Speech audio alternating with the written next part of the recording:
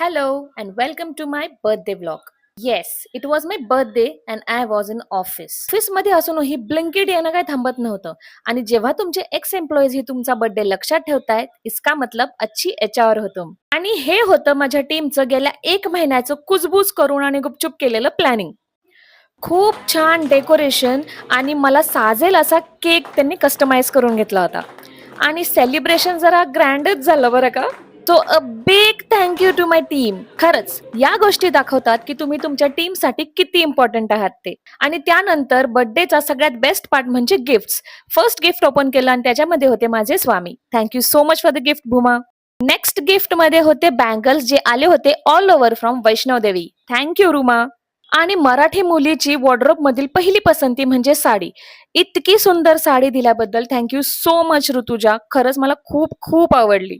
Then आमच्या दीपाली मॅडमला येण्यासाठी थोडा लेट झाला कारण त्या थेट खराडीहून आल्या होत्या माझ्या बर्थडेसाठी आणि त्यांनी हे गिफ्ट खास कस्टमाइज करून घेतलं होतं माझ्यासाठी. Thank you so much for the gift Deepali ma'am.